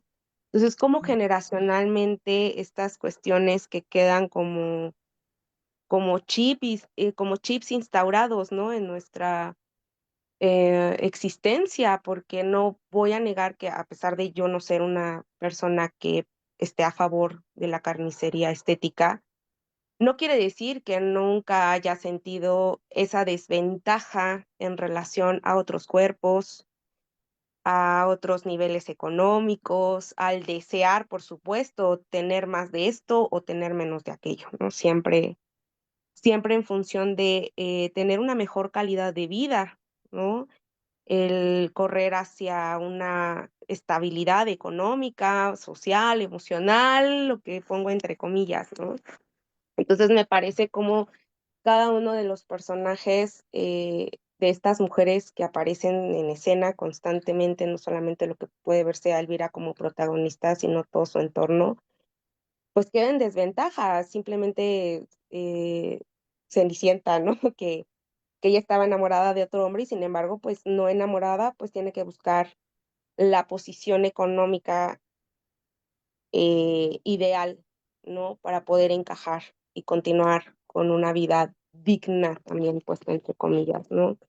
Entonces, pues creo que es algo como tristemente reconocido, no creo que muchas cuestiones hayan terminado, porque sí es grotesco ver que le cosan pestañas en esa gran pantalla, pues a mí se me hace muy grotesco ver otras intervenciones, ¿no? Las mujeres fajadas, llenas de sangre, por meses que tengan que estar ante tratamientos y tratamientos y masajes y medicamentos y que al final no sea lo esperado o que en unos años cambie y el cuerpo tenga que volverse a someter al índole de tanto sufrimiento, ¿no? Entonces creo que parte de esto es como pues, ¿qué significa existir auténticamente cuando una norma social nos define todo el tiempo como insuficientes, ¿no? Y ya lo hablo en una forma, pues, más generalizada, ¿no? Ante eh, todo lo que hoy también lo menciono, ¿no? Ante cualquier decisión de género, pues conlleva también a tratamientos y a cuestiones tan violentas hacia nuestros cuerpos. Y yo creo que no solamente va como del cuerpo a lo exterior, también lo exterior al cuerpo, y creo que no puede ir una antes que la otra, ¿no? Creo que también justamente este cuerpo que veo me detona mentalmente hacia una cuestión de neurosis, como esta inconformidad mental también de saber que no puedo ir más allá de lo que hasta el momento he logrado con lo que tengo. Y bueno, Ujú. creo que, no sé, visto también en esta parte de eh, cómo es estar en el mundo con esta vulnerabilidad, con esta falta de decisión, de responsabilidad, de la autenticidad que tanto se menciona en los campos terapéuticos y en la teoría, ¿no? Porque sí creo que, marca un tanto como metáfora de alguna forma la película, ¿no? De lo doloroso que es el proceso de llegar a una autenticidad, de lo extremo a lo que podemos llegar sin darnos cuenta, creyendo que tal vez ese puede ser el camino, ¿no? Y que, pues, realmente perdón, en la cuestión terapéutica, nos oriente justamente hacia la integración de todo eso, ¿no? Saber desde dónde estamos decidiendo y cómo hacernos responsables ahora de aquello de lo que nos podemos dar cuenta en estos espacios terapéuticos. Y bueno, Ujú. pues esa sería mi aportación, gracias. Muchas gracias, Iraís, y también gracias a María, y bueno, siempre a Carlos por el espacio y los comentarios. Em, yo quisiera retomar desde el asunto de cuánto es contemporáneo este planteamiento de la película a partir de las intervenciones estéticas, porque yo no soy muy fanático, o ni nada fanático del cine gore, ¿no? En general me parece como muy gratuito, pero en este caso específicamente, aunque no me es placentero verlo, me parece muy atinado, porque justamente lo grotesco, lo que resalta o lo que permite ver son cosas que están ahí, que no se notan porque están llenas y plagadas de eufemismos. O sea, yo me imagino que si les dijera a ustedes que lo que voy a hacer el próximo fin de semana es eh, usar alguna droga para medio dormirme y con unas agujas me voy a extraer, voy a perforar mi estómago y voy a tratar de extraer toda la grasa de mi abdomen. Dicho de esa manera, siento que difícilmente alguien diría, oye, qué bueno, te vas a ver mejor. Y es como, ¿qué te pasa, no? ¿Pero por qué vas a hacer esa tontería? No, pero a ver, pero ¿cuál droga y cuáles agujas, no? O sea, se escucha hasta medio delirante, ¿no? Pero eso es una liposucción, ¿no? Y la gente cuando dice voy a hacer esto, no se escucha. No escucha lo grotesco que es el proceso, porque además pues no se ve, porque además uno afortunadamente que queda anestesiado literalmente, ¿no? Del proceso, ¿no? O si les dijera que que ya sé que mi solución a mis problemas es que tengo el estómago muy grande, lo que voy a hacer es achicármelo de algún modo, entonces voy a cosérmelo, alguna cosa así, se escucharía así súper delirante, pero ese es no sé cómo se llama la operación quirúrgica, se me va el nombre, pero ese es este famoso engrape de estómago, ¿no? Eh, y así sucesivamente, ¿no? O sea, me parece que el grotesco ahí señala como justo lo tremendo que son estas intervenciones corporales, ¿no? Que es una intervención en lo real del cuerpo, ¿no? Persiguiendo, tú decías, Iris, una meta a alcanzar. Yo pienso que el problema es que es inalcanzable. O sea, la sensación que se tiene es que en algún momento se puede alcanzar. El problema es inalcanzable, que es inalcanzable porque en cuanto se está, vamos a pensar en Elvira, ¿no? Ella llega a esta meta a costa de su propio cuerpo, ¿no? Que es lo que pasa justo, es lo que siempre se nos juega a todos todo el tiempo, ¿no? Somos cuerpo, pues, ¿no? Y siempre estamos jugándonos el cuerpo en nuestras decisiones, en nuestros deseos, en nuestras compulsiones.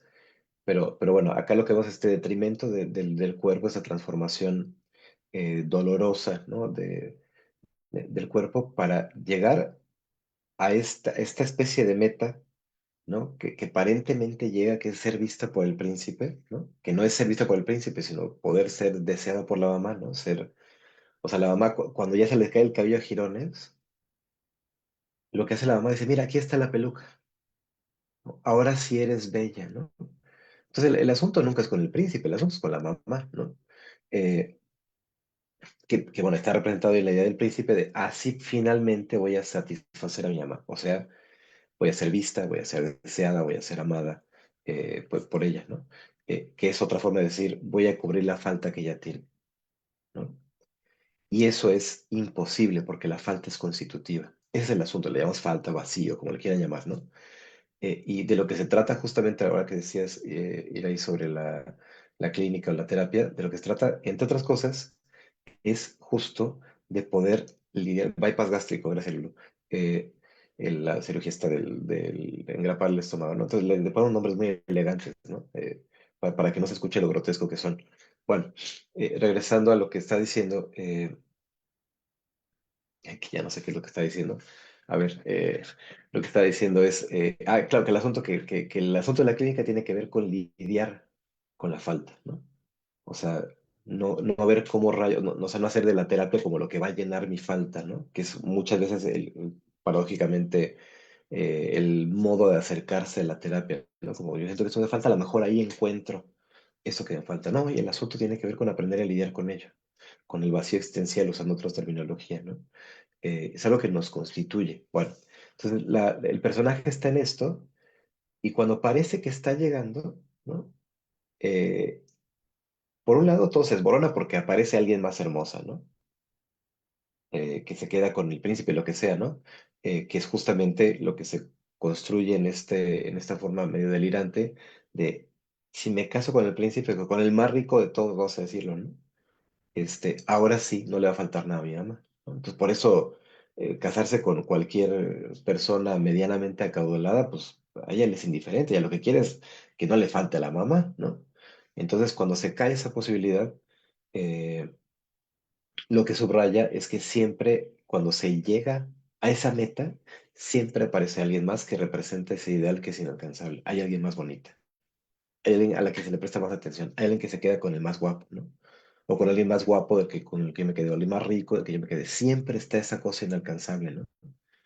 Y el punto es que justo llegar a esa meta siempre tiene esta estructural fragilidad, ¿no?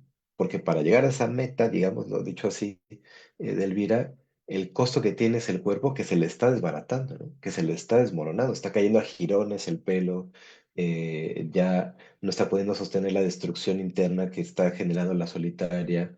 eh, es una cosa que está a punto de quebrarse en cualquier momento, ¿no? Y eso es como, en términos de más generales, lo que sostenemos cuando estamos avanzando o pensando que avanzamos hacia ese ideal, ¿no?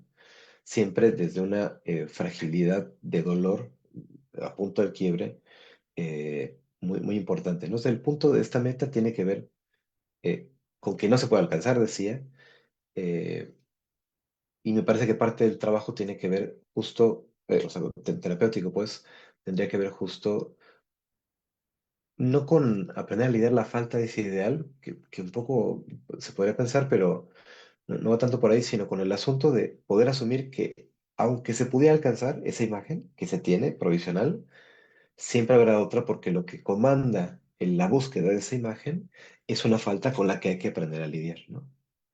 Eh, y bueno, es diferente, decía yo, en el caso de una persona de lo que el doctor Gerardo González llama la locura media, ¿no? O sea, en la que estamos instalados todos, o la mayoría, ¿no? De una persona que está en un sufrimiento profundo o mucho más complejo, como en los estados llamados psicóticos, ¿no? Entonces, eh, esto por una parte. Y por otra, a mí me parece muy interesante como el planteamiento teórico, ¿no? De lo que hablaba Carlos. También es verdad que, o sea, yo cuando escuchaba a Patricia Estrada decía, claro, es que el tema es que genuinamente seguimos instalados en el miedo de que las personas sean como son, sobre todo cuando nos representan cosas radicalmente distintas de lo que a todos de buena gana o mala gana nos subsumimos neuróticamente, ¿no? O sea, los delirios, los comportamientos extremos, ¿no? Los fuera de la norma, lo nombramos psicopatología, ¿no? Y creemos en ella, creemos que eso es psicopatología, ¿no? O sea, creemos que eso es un asunto de enfermedad mental, ¿no? En el fondo, pues, ¿no? No pensamos los trastornos como maneras distintas fuera de ser algo, no, ahí hay una psicopatología, le llamamos borderline, le llamamos TOC, le llamamos de diferentes maneras, ¿no? Eh, y bueno, hay un doble movimiento que un poco nos salvaguarda eh, de esa marginalidad, entre comillas, porque siempre está ahí asediando. eh, y lo que sí hace es marginar a muchas personas, ¿no? Pero como no son la mayoría, pues entonces no se nota tanto, ¿no? Eh, y en esos términos, justo en tanto que no toleramos lo diferente, lo que sale, digamos, de la norma, pues no es tolerable que una persona pueda andar por la calle, por ejemplo, manoteando y hablando con una persona que yo no veo, ¿no? Eso no es tolerable. O sea, en automático lo que se activa, esto lo estudia muy bien Michel Foucault, ¿no? Es un asunto de esa persona es peligrosa, esa persona va a hacer daño a mí, ¿no? Ahí me parece que hay un delirio muy neurótico, ¿no? Y tú, ¿por qué te crees tan importante para que una persona que está ahí en su rollo se vaya a dirigir a ti, a matarte a ti, ¿no? Eh, pero bueno, estoy ahí un poco como jugando con los términos. Pero lo que quiero decir es que justo en tanto que no tenemos esta posibilidad, ni siquiera en instituciones, ¿no? O sea, como decir, bueno, pues hay un espacio donde las personas, decía yo, sin la mediación de un medicamento, una intervención y tal, entonces, ¿quién sabe qué podría pasar en términos de una intervención clínica en esas condiciones, ¿no? Pero lo que quería decir para dar la palabra a Carlos es que cuando se habla de psicoanálisis de estructura, es que sí hay una cosa que tiene que ver con la compulsión a la repetición, eh, que que no voy a decir que nos comanda, porque claro que tenemos como cierta posibilidad de decidir, y sobre todo llegando a un cierto periodo de la vida de la adultez, pero sí tenemos una tendencia insalvable, que voy a plantear en tres aspectos para que se entienda a qué es a lo que me refiero, porque a veces se cree, ¿no? Que la terapia en lo que consiste es en trabajar, lo que eso se entiende por trabajar, y librarse de los conflictos, o sea, librarse como de los aniquilo, ¿no? Los borro de mi existencia. Entonces ya no los recuerdo, no los pensaré más, no me dolerán más, no serán parte de mí, ¿no? Eh, Esa es como la fantasía que se tiene en la terapia, ¿no? Y entonces, de hecho, se habla una vez o dos o las que sean sobre un tema doloroso y entonces uno dice, ya, por fin lo cerré, ¿no? Hasta se quieren cerrar cosas y uno pide cierres, ¿no? Eh, por fin lo cerré, ya nunca más hablaré de esto, ya nunca más me dolerá, ya no es parte de mi historia. Y luego, por supuesto que no es así, después regresa, y cuando regresa incluso se escucha mucho en terapia para quien ya está en procesos y vuelve, pero esto se supone que ya lo trabajé, ¿no? Hay el reclamo directo e indirecto hacia la terapia, ¿no? Eh, que me regrese mi dinero, ¿no? Casi, casi, ¿no? Se supone que esto ya no tendría que dolerme, ¿no? Porque esa es la fantasía, que uno puede hacer algo con su historia que es como, como cancelarla, ¿no? Y el asunto es que no, uno no puede, y no tiene injerencia además, por ejemplo, la cultura y la lengua en la que nació. Eso es lo que nos comanda estructuralmente, ¿no? Es decir, yo no puedo, por más que yo me cambie de entorno, y viva en otro país y hable y piense en otra lengua, eso jamás va a cambiar el hecho de que mi lengua madre sea el español, en mi caso, ¿no? Jamás. Y eso estructura muchas cosas de los afectos, ¿no? Estructura en el sentido de que tengo una tendencia a ello, ¿no? Eh, tú cuando se piensa en estructura se piensa como una cosa como interna, pero en realidad es una cosa que es eh, de un tejido intrincado que también tiene que ver con lo genético. De nuevo, yo no elijo de qué padre y madre vengo, ¿no? Pero esa genética también comanda parte de mi salud y de mi disposición, de mi altura, de mi color de piel, de mi color de ojos. Y eso no lo puedo cambiar. De nuevo, aunque me someta a procesos de cirugía estética, aunque me cambie de entorno y esté en un entorno donde se valore mi tipo de piel, mi tipo de altura, mi tipo de composición corporal, no puedo cambiar nunca el hecho de los efectos que tuvo el tipo de cuerpo en el que nací, en el lugar en el que nací y las historias que se inscribieron en mi cuerpo alrededor de eso, ¿no? Eh, del mismo modo que si yo tuve una madre voraz, como en el caso, con un deseo voraz, como en el caso de la película de la hermanastra, en efecto, vamos a pensar que puede estar en otro campo, que se va con la hermana le permite ejercer su delirio y tiene allí un terapeuta gestáltico de campo ahí muy profesional para la época y está en otro entorno y se le permite tener este ajuste psicótico. Eso jamás va a cambiar el hecho de que tenga esta tendencia, porque todos tenemos, digamos, como una tendencia a la que recurrimos sobre todo cuando hay ciertos puntos de dolor que reconectan asuntos de nuestra historia, ¿no? Entonces, el asunto de la terapia no se trata de cerrar, de clausurar, de aniquilar, de borrar, de hacer como que no pasaron o de perdonar, que es otras de las fórmulas que se tienen ahí, ¿no?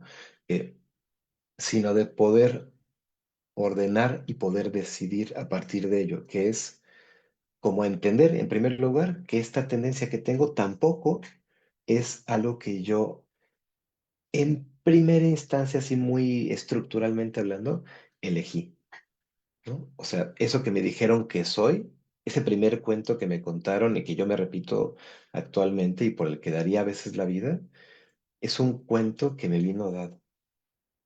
O sea, vamos a decirlo, con eso ya doy la palabra, eh, nuestro nombre nos es dado, ¿no? Y pensamos que es nuestro, ¿no? Digo, así me llamo, ese soy yo, ¿no? Ese es mi nombre, ¿no? Y es la primera cosa, de las primeras cosas que nos dan, ¿no? Pues bueno, con esto le doy la palabra a Carlos. Enéis, y vamos a ir cerrando. De forma muy breve, ¿no? Cuando yo trabajaba en la clínica San Rafael, una vez llegó un chico que precisamente coincidió en ese momento histórico con un tsunami que pues cayó en costas orientales y mató a no sé cuántos millones de personas. Y eso fue lo curioso, lo que a mí me hizo tener una perspectiva diferente de lo que es la psicosis, porque de alguna manera pues nos dicen en la teoría, es que la psicosis se define como una pérdida de contacto con la realidad. Sin embargo, pues paradójicamente este chico toma mucha conciencia de la realidad y empieza a sensibilizarse por tantas personas muertas, de tantas personas sufriendo, de tantas personas que pues no tienen conocimiento de sus familiares, que viene este brote psicótico y por eso lo interna. O sea, entonces parecía que lo que vemos en psicología, ¿no? Esta es la norma estadística, no te puedes salir ni para acá ni para acá, porque si te sales de cualquier lado, o sea, ya no solamente es uno, ¿no? Sino también para el otro psicosis. Entonces parecía que entonces la psicosis es tener mucho contacto con la realidad también. Hasta donde entonces pareciera que esta persona que está teniendo todo este hipercontacto con la realidad y sensibilizarse ante circunstancias donde los médicos le decían, bueno, pero ¿tienes algún familiar ahí? No, es que, bueno, ¿conoces a alguien que está ahí? No, entonces, ¿cómo por qué te sientes así por alguien que ni conoces, ¿no? Casi, casi. Y creo que desde ahí es irnos asombrando, pues, cómo desde estos paradigmas clínicos, pues, de nuevo, ¿no? Reducen a la persona, pues, a lo que tú ahorita mencionas, ¿no? Tratar de ayudar, curar, que entre dentro de la norma, ¿sí? Resolver, que se adecue, que se ajuste, ¿sí? Que sea feliz, ¿sí? Que se responsabilice, que tome conciencia, cuando, pues, creo que las propuestas terapéuticas, por lo menos de las que estamos abordando, pues no van hacia ninguna de esas perspectivas, sino es comprender la experiencia sin pretender que se logre algo diferente a la forma en la que se está viviendo, ¿no? Gracias, Carlos. ¿Iráis? Ay, perdón, no, ya hablé mucho. Este, sí, me parece también algo que mencionas, Giorgio, en relación a la madre. Creo que desde donde yo es mi mirada, es como si esta parte fuera, pues, simbólica en cómo justamente la mamá representa al mundo. ¿no? El mundo que solamente ha aprendido Elvira a reflejarse a través de él. Y sí entiendo esta parte que mencionas, no existe ninguna meta por llegar en la vida, eso creo que queda más que claro. Em, y otra cosa que quería mencionar es, pues no viendo a la madre de Elvira como el centro de toda la desgracia, ¿no? Sino creo que eh, más bien es esta orientación silenciosa, dirigida, que no hace que el otro pueda pensar en su propia autenticidad, ¿no? O sea, que la madre vive a través de la hija, sí, pero que también Elvira tiene la forma digna de existir. Entonces, sí, por un parte entiendo la teoría que comentas desde el psicoanálisis de que ella quisiera agradar todo el tiempo a la madre, pero creo que en este caso a mí me parece que la madre es todo lo que representa el mundo y lo que se ejerce sobre el individuo, ¿no? Y lo que no alcanza a reflexionar de forma más libre y auténtica para sí mismo, ¿no? Que es lo que menciona ahorita el doctor en relación al trabajo psicoterapéutico, ¿no? Entonces, bueno, eso sería todo. Gracias. Gracias, Irais. Y bueno, retomando un poco esto que dices, y también para ir cerrando, diría varias cosas. La primera que, en efecto, ¿no? Hay una representación, no hay que perder de vista que es una cosa cinematográfica, y en todos sentidos, no solo porque sea cinematográfico, que, o sea, no es que, cuando hablo de la madre, no es como que la madre sea un monstruo, es ¿cómo decirlo? Como la culpable, ¿no? De la tragedia, ¿no? No, no, no. Al final, eh, todos estamos inmersos en un medio social que permite y que comanda este tipo de prácticas, ¿no? La exigencia estética no está en la madre en el sentido, como le diría, no es como que le nazca a la mamá así de la nada, ¿no? O sea, todos adquirimos esto de algún lugar, ¿no? Y que tiene que ver justo con el medio social. El tema es que todo este mundo de representaciones sociales a nosotros nos es presentado por alguien en primer lugar. O sea, en efecto, hay una exigencia sobre el cuerpo, hacia la mujer muy particularmente, que luego ya nos va de tiempo en este espacio y no es el tema porque justo la mirada está muy centrada en la película y también socialmente, ¿no? El aspecto de la estética de la mujer, el cuidado estético y demás, y el valor del cuerpo de la mujer en tanto bello, en tanto joven, etcétera. Todo eso está ahí, sin duda. Luego, eh, el ideal estético del cuerpo varonil es He-Man, ¿no? Eh, Luego parece que no tiene tanto peso porque el peso del deseo del hombre está en otro lugar, ¿no? Me parece, pero también los asuntos del cuerpo también están atravesando, o sea, esos ideales estéticos nos golpean, no por igual, pero sí nos golpean a ambos géneros de diferentes maneras, en tanto que somos distintos, tenemos exigencias sociales distintas. Pero toda esa exigencia social a nosotros nos es traducida en primer lugar por quien nos cuida, por quien nos da la lengua, ¿no? Eh, o sea, no podríamos tener acceso a esta idea de que un cuerpo solamente vale por ser delgado, bello, etcétera, si no es alguien quien nos comunica, déjenme decirlo en términos muy sencillos, este mensaje y que además nos lo comunica en tanto que lo cree, ¿no? O sea, nos lo comunica, digamos, como de, fíjate, mijita, que en la vida hay personas que piensan esto y pues bueno, pues hay que adecuarse porque si no vamos a tener un marido que nos mantenga.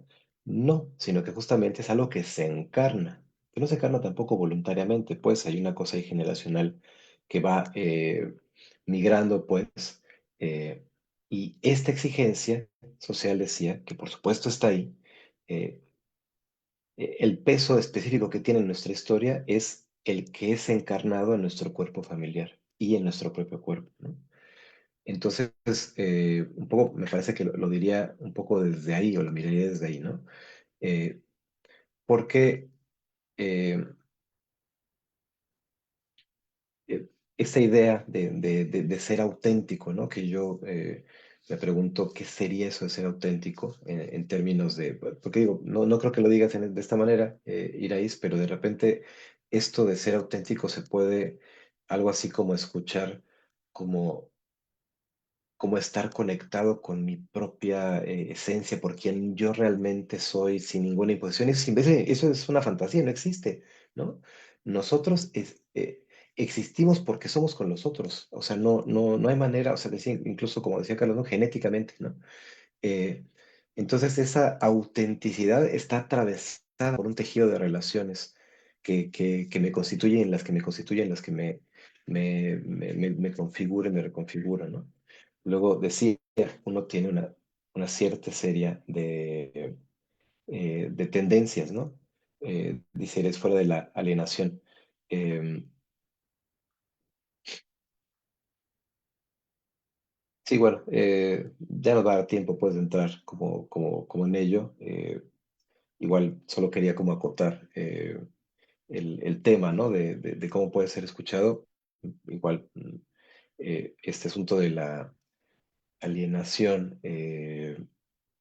O sea, a mí lo que me parece medianamente, no sé si peligroso es la palabra, pero sí al menos fantasioso es suponer que alguien puede estar radicalmente fuera de algo, ¿no? O sea, estos extremos, estos ideales, ¿no? De vivir completamente auténtico, ser completamente yo, estar en contacto completo con mi esencia, etcétera, etcétera, ¿no? Todas esas son fantasías, ¿no? Que justamente de donde están comandadas es de lo que nos cuesta trabajo lidiar, que es de nuevo con la falta, ¿no? Y es un poco la invitación que me parece que está por ahí situada en el trabajo clínico, ¿no? Que decía, no, tiene que ver con la mejoría o el cancelar cosas de mi vida o olvidar o perdonar o que ya no me duela o que ya no existe en mi historia, ¿no? Sino precisamente de entender cómo esto forma parte de mí. eh, en relación también con esta falta que yo decía estructural que nos acompaña a lo largo de la vida, ¿no? Y que además gracias a ella deseamos, ¿no? Por lo demás, ¿no? Si no sintiéramos falta, no desearíamos, no tendríamos ningún motor, digamos, ¿no? También para pararnos por la mañana, y trabajar y llegar a casa y cenar y esperar el cine debate de Gestalt, ¿no? O sea, es justamente porque hay una falta ahí, un deseo que nos moviliza, que nos movilizamos también, ¿no? Entonces, bueno, vale la redundancia. Entonces, un poco, me parece que eh, eh, el, uno de los grandes temas que me parece que están ahí en la película tiene que ver con eh, cómo lidiar con el propio cuerpo, pensando, uno, que no hay manera, por cuchillos que le pasen al cuerpo, inversión que le haga y demás, que uno se sienta contento porque el ideal que está persiguiendo es inalcanzable, y porque lo que comanda ese asunto es una falta que no se va a llenar de ninguna manera. Entonces, ¿cómo habitar el propio cuerpo sin toda esa carga extra de malestar que es, a ver, la falta la tenemos todos. El gran malestar que se está planteando ahí es suponer que hay algo que la llena. Y entonces es como si dijéramos, ¿no? Es una cosa común, a todos nos falta, pero es como si mi sufrimiento fuera por, yo tengo la idea de que puedo dejar de sufrir al alcanzar esto y llenar esto que me falta, ¿no? Y es ese, como el trabajo, lo que hace que en mi historia queda como comandado eh, por suponer que hay un algo que va a llenar eso, ¿no? Y que ese sea lo que yo me planteo que va a llenar, ¿no? O sea, la cirugía estética, el bajar de peso, el pesar menos kilos, el poner el vestido de la graduación. Hablando del cuerpo, que es un poco como el tema, y de la estética del cuerpo de la película, eh, o casarme con quién sabe quién, eh, que decía, en términos más prácticos, se traduce en poder ser visto, deseado, sentirse digno de ser amado y de ser visto y deseado. Eh, ¿Cómo es que se configura mi historia esta cosa particular, o sea, la cosa particular del cuerpo, o las cosas particulares, ¿no? Eh, y bueno, y pues por ahí hay espacios de escucha justo para entrarle a esos asuntos, y si alguien estuviera por ahí como en esas búsquedas o en ese momento, digamos, de andarse cuestionando o de querer retomar quizás, ¿no? También eh, ese tipo de espacio. Yo siempre trato de puntualizar, ¿no? En esos espacios que compartimos que para mí el mejor momento es cuando uno siente que puede, o que ha escuchado o ha encontrado a lo mejor a alguien que piensa con el que puede abordar estas cosas que lo meten a uno en esos espirales, ¿no? O que lo hacen sentir a uno de esta manera. Y si encuentran esto en este espacio, o en cualquiera que lo encuentren, ahora, mañana, o si tienen algún punto de referencia en la cabeza, no duden en buscarlo, ¿no? No deben acercarse y preguntar, ¿no? Yo por ahí estoy dejando un enlace que es mi WhatsApp, por si alguien estuviera buscando específicamente algo conmigo, bueno, pues podemos conversar en una entrevista eh, sin costo, pero la invitación de estos debates es justo como a movilizar, ¿no? Como si hay o sea, si yo estoy metido en ese tipo de espirales, sí que podría, en lugar de tratar de alcanzar un ideal que ya les decía, spoiler, no se alcanza, eh, a lo mejor tratar de detenerme y entender qué es lo que me hace sentir compelido, compelida a estar en esa espiral y a lo mejor detenerme y escucharme con otro, ¿no?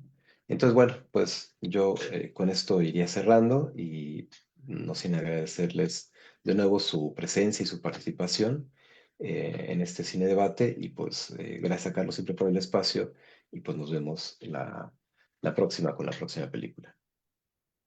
Perfecto, pues de nuevo muchísimas gracias Giorgio por acompañarnos estas horas. Un abrazo a distancia y pues a todos pues estamos ahí en contacto. Espero ver pronto y ahí estaremos publicando los siguientes eventos en nuestra página. Cuídense mucho. Hasta luego.